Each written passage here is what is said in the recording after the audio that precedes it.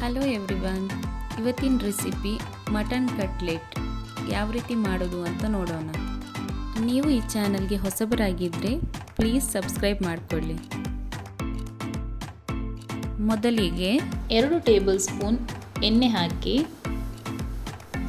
ಇದಕ್ಕೀಗ 3 ಸಣ್ಣದಾಗಿ ಹೆಚ್ಚಿದ ಈರುಳ್ಳಿಯನ್ನು ಹಾಕಿ ಸ್ವಲ್ಪ ಫ್ರೈ ಮಾಡಿ. ಜಾಸ್ತಿ ಫ್ರೈ ಮಾಡಬೇಕಂತ ಏನಿಲ್ಲ, ಸ್ವಲ್ಪ ಫ್ರೈ ಆದರೆ ಸಾಕು. ಈಗ 2 ಟೀ ಸ್ಪೂನ್ ಶುಂಠಿ ಬೆಳ್ಳುಳ್ಳಿ ಪೇಸ್ಟ್ ಹಾಕಿ, 1 tea spoon green chilli paste ಇದನ್ನು ಹಾಕಿ ಚೆನ್ನಾಗಿ ಮಿಕ್ಸ್ ಮಾಡಿ. ಇದರ ಹಸಿ ವಾಸನೆ ಹೋಗುವವರೆಗೂ ಸ್ವಲ್ಪ ಫ್ರೈ ಮಾಡಿ. ಈಗ ಅರ್ಧ ಟೀ ಸ್ಪೂನ್ ಅರಿಶಿನ ಪುಡಿ ಇದನ್ನು ಹಾಕಿ ಕೂಡ ಮಿಕ್ಸ್ ಮಾಡಿ.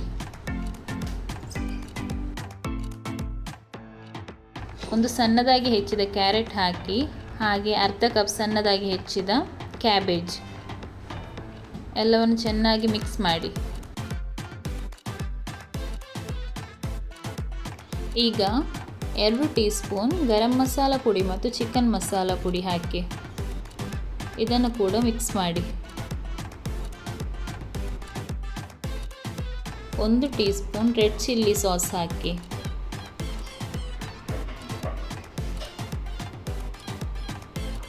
1 ಟೀ ಸ್ಪೂನ್ ಸೋಯಾ ಸಾಸ್,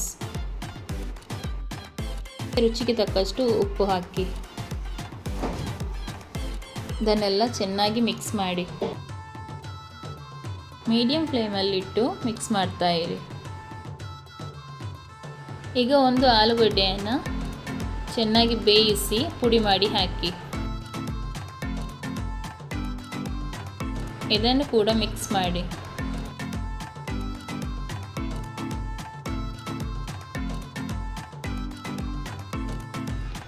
ಈಗ ಬೇಯಿಸಿದ ಮಟನನ್ನು ಮಿಕ್ಸಿಯಲ್ಲಿ ಸ್ವಲ್ಪ ಪುಡಿ ಮಾಡಿ ಹಾಕಿ ಇದನ್ನು ಕೂಡ ಚೆನ್ನಾಗಿ ಮಿಕ್ಸ್ ಮಾಡಿ.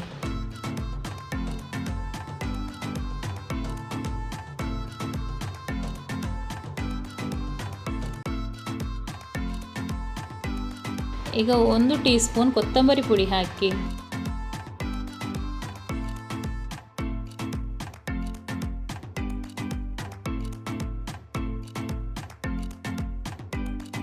ಈಗ ಕೊನೆಯದಾಗಿ ಕೊತ್ತಂಬರಿ ಸೊಪ್ಪು ಹಾಕಿ ಮಿಕ್ಸ್ ಮಾಡಿ.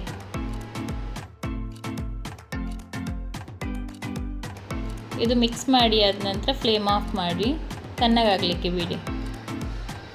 ಇದೀಗ ತಣ್ಣಗಾಗಿದೆ. ಇದನ್ನು ಕಟ್ಲೆಟ್ ರೀತಿ ಶೇಪ್ ಕೊಟ್ಟು ಉಂಡೆ ಮಾಡಿ.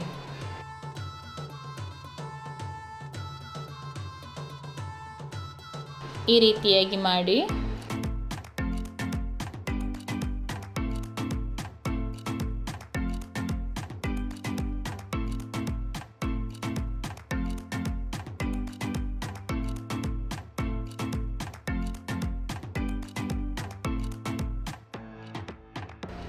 ನೋಡಿ ಯಾವ ರೀತಿ ಇದೆ ಅಂತ. ಇದೇ ರೀತಿಯಾಗಿ ಎಲ್ಲವನ್ನು ಮಾಡಬೇಕು. ಮಾಡಿ ಒಂದು ಪ್ಲೇಟಲ್ಲಿ ಇಡಿ.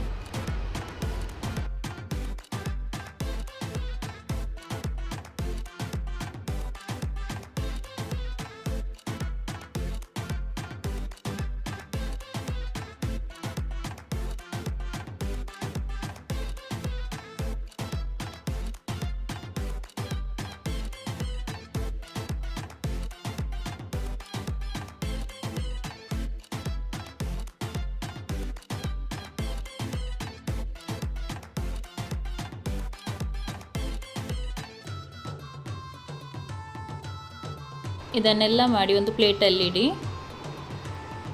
ಈಗ ಇದಕ್ಕೆ ಕೋಟಿಂಗ್ ಮಾಡೋಣ.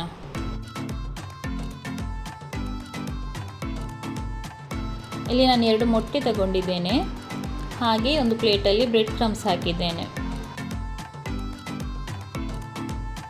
ಈಗ ಮೊಟ್ಟೆನ ಚೆನ್ನಾಗಿ ಬೀಟ್ ಮಾಡ್ಕೋಬೇಕು.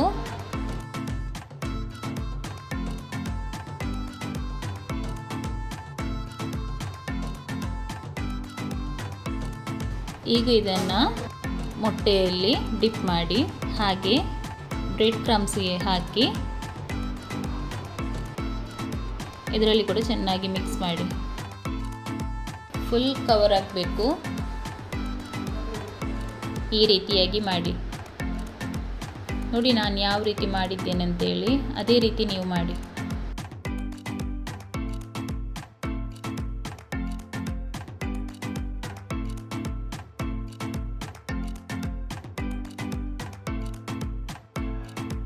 ಇದನ್ನು ಒಂದು ಪ್ಲೇಟಲ್ಲಿ ಹಾಕಿಡಿ.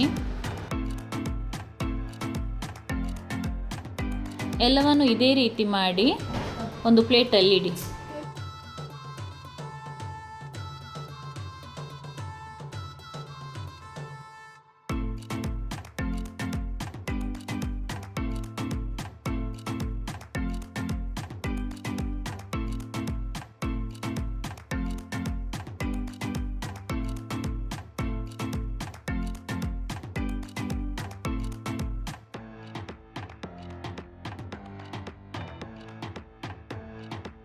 ಈಗ ಕಟ್ಲೆಟನ್ನು ಮಾಡಿ ಒಂದು ಪ್ಲೇಟಲ್ಲಿ ಇಟ್ಟಿದ್ದೇನೆ.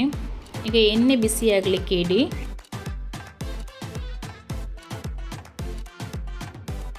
ಎಣ್ಣೆ ಬಿಸಿಯಾಗಿದೆ. ಈಗ ಕಟ್ಲೆಟನ್ನು ಒಂದೊಂದಾಗಿ ಹಾಕಿ ಫ್ರೈ ಮಾಡಿ.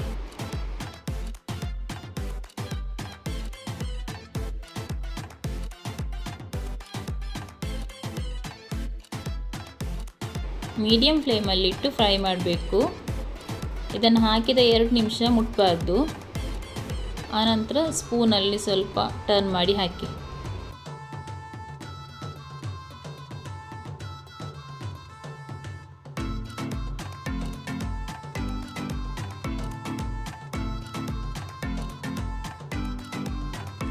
ಇದೀಗ ಫ್ರೈ ಆಗಿದೆ. ಇದನ್ನು ತೆಗೆದು ಒಂದು ಪ್ಲೇಟಲ್ಲಿ ಹಾಕಿ.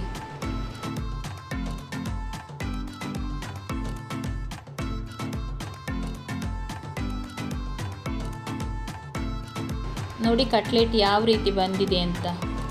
ಉಳಿದ ಕಟ್ಲೆಟನ್ನು ಕೂಡ ಇದೇ ರೀತಿಯಾಗಿ ಫ್ರೈ ಮಾಡಿ ತೆಗೆಯಿರಿ.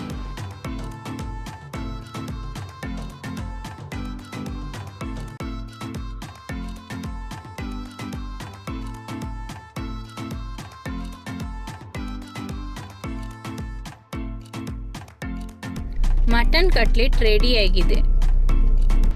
ಇದನ್ನು ಸಾಸ್ ಜೊತೆ ತಿನ್ನಿ. ಹಾಗೆ ನಿಮಗೆ ಈ ರೆಸಿಪಿ ಇಷ್ಟ ಆದರೆ ಪ್ಲೀಸ್ ಲೈಕ್ ಕೊಡಿ. ನಿಮ್ಮ ಫ್ರೆಂಡ್ಸ್ ಫ್ಯಾಮಿಲಿಗೆ ಎಲ್ರಿಗೂ ಶೇರ್ ಮಾಡಿ. ಹಾಗೆ ಸಬ್ಸ್ಕ್ರೈಬ್ ಮಾಡಲಿಕ್ಕೆ ಮರಿಬೇಡಿ. Thank you.